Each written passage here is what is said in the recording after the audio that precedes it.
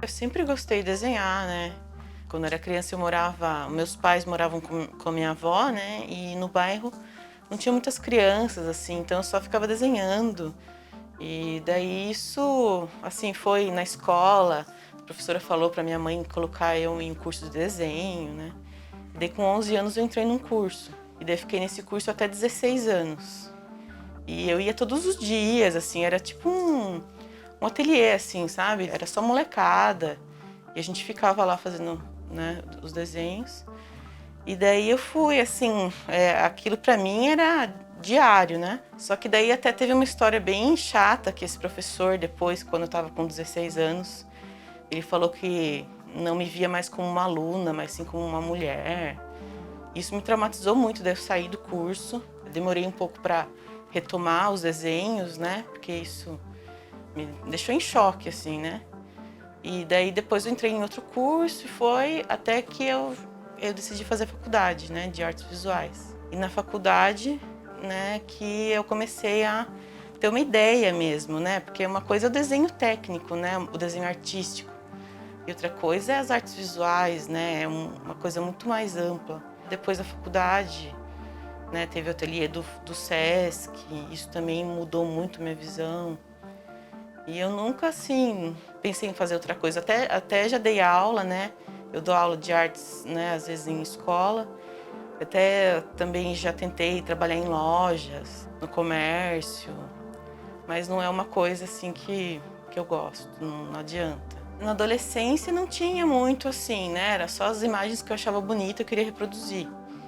Queria fazer igual, né? Até chegar a essa perfeição, de atingir esse ponto, né? Da cor, achar a cor exata, copiar o desenho, ficar igualzinho. E tanto que na adolescência a gente adora isso, né? Na escola, todo mundo tem até competição de desenho, então.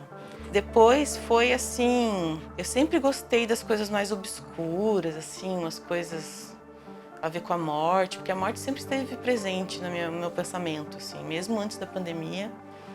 Todo dia eu penso na morte, eu tenho medo da morte, né? Não tão da minha, na adolescência eu até queria morrer, né? Até quando eu comecei nesse ateliê de poética do Sesc, né, do Frestas, eu levei uns desenhos de umas pessoas agonizando, saindo coisas da boca. E depois que eu fui aprender a relacionar isso, a ver o que tem em todos esses desenhos, em toda essa produção, o que liga isso, né? Aí, observando isso e conversando com as pessoas, com os outros artistas, com curadores, né? Que eu fui ter noção do que é poética visual, o que é o meu assunto, né? O que eu gosto. E aí que eu entrei na pesquisa da Menina Julieta, né? E daí, nessa pesquisa da Menina Julieta, eu entrei em contato com essa pesquisa histórica, em arquivos de jornais. Aí isso definiu total, aí eu vi que era isso que eu gosto, isso que eu quero. E esses assuntos sempre envolveram, né? Assim, eu pego essa parte lá do B da cidade, eu gosto de investigar. Tanto que esse trabalho tem muito a ver com a minha pesquisa, né? Do que eu gosto de fazer. É pegar essas pessoas que se destacam de alguma forma. Essa ideia de retomar a Julieta, eu tive nesse ateliê mesmo de poéticas, né? Investigando as coisas que eu gosto, as coisas que me marcaram, né? E daí eu decidi ir visitar o túmulo dela novamente, isso em 2014, por aí. E ao deparar no túmulo dela, né, eu revivi, né, porque quando eu era criança eu passeava muito no cemitério, né. Minha avó me levava, né, uma senhora que me olhava enquanto minha mãe trabalhava também, e sempre contava histórias, né, e a Julieta era uma delas. Mas nunca me falaram o que aconteceu com ela mesmo, né. Porque eu era criança, tinha 7 anos, né? E ela morreu com 7 anos. E falavam que ela tinha sido atropelada, alguém tinha feito mal para ela, enfim. E depois desse dia, na visita, né, do cemitério, que eu cheguei em casa e comecei a pesquisar. Nem sabia que tinha acervo de jornal digital. E daí, quando eu comecei a achar esse tanto de coisa, de informação, né? Como ela tinha morrido, como repercutiu a morte dela, ou como ela virou uma santa popular da cidade, né?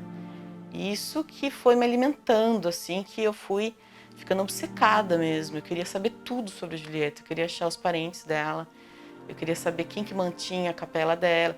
Daí eu conheci o Zé Capela também, que é um outro personagem do cemitério. E fui atrás da certidão de óbito.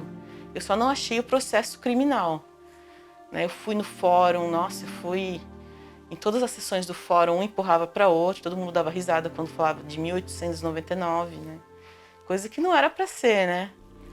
Enfim, daí foi assim, até os parentes dela, até como que é? Sobrinho neto dela, ele é médium, e até uma sessão psicografada com a Julieta eu consegui, né? Então foi uma obsessão assim que eu queria saber, né, quem ela era, onde que ela... Porque quando eu me envolvo com o trabalho, além das informações históricas, né, também eu queria saber tudo, assim, tudo. Onde ela morava, o que ela fazia, o que os pais dela faziam, enfim. Tanto que daí resultou no livro também, junto com o Carlos, né. Então, o Centro de Memória Operária começou logo depois que eu terminei o trabalho com a Julieta, né.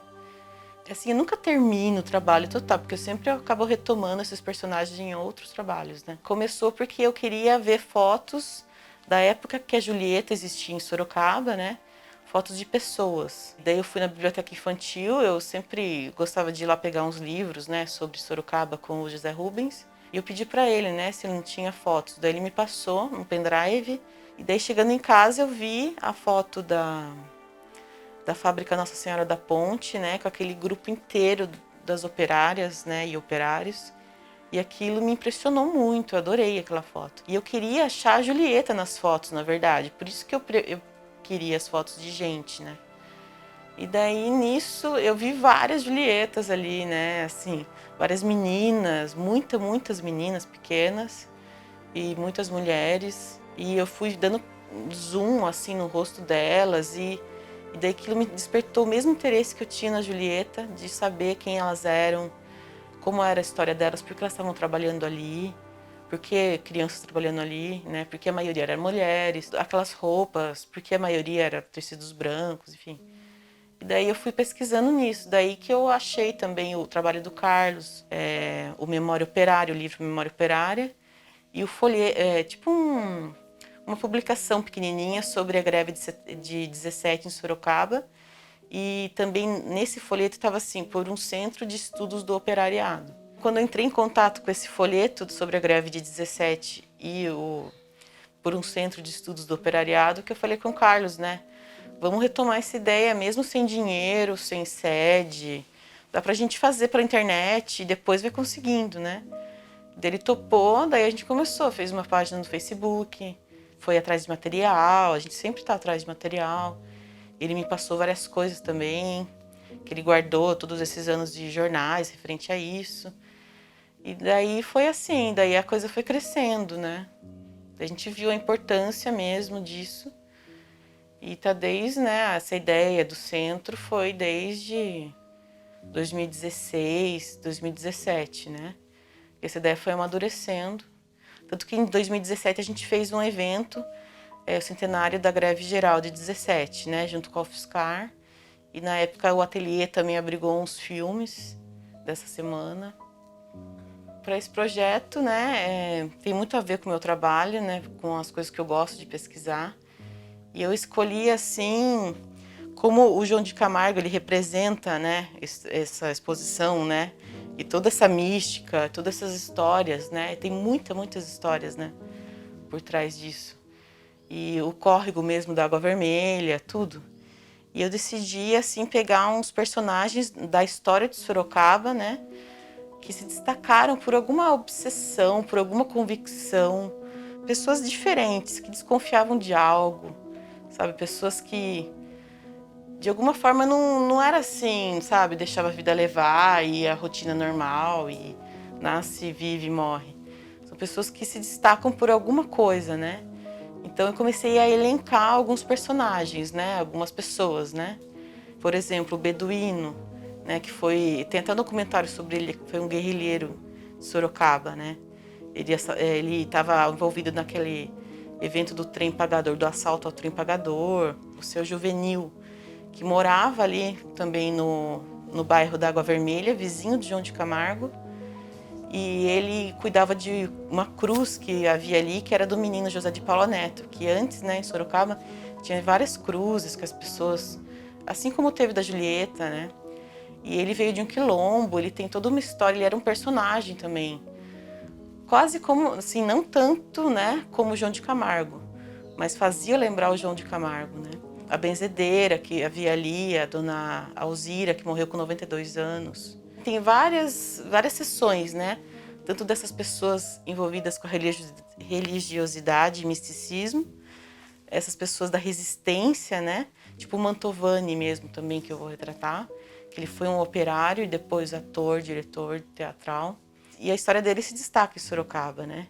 O Natalino Bacelli também, que ele trabalhou na fábrica, tocava na banda da fábrica, mas perdeu o dedo na fábrica, daí foi mandado embora e depois conseguiu outro emprego em outra fábrica e na velhice foi administrador da igreja João de Camargo. Tem a Maria Picareta também, que eu estou retratando, que era uma senhora que as pessoas, todas as pessoas dessa geração que atingiram a convivência com ela na cidade lembram, né?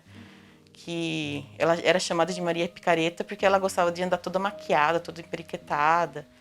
Mas tem várias histórias sobre ela, falam que ela era uma pessoa muito boa, enfim, ela era uma empregada doméstica. E vários outros personagens, assim, que se destacam pela essa aura, né? De, ao mesmo tempo, mistério, ao mesmo tempo, julgamento das pessoas, né? A Neuza Homem também, que as pessoas tinham medo.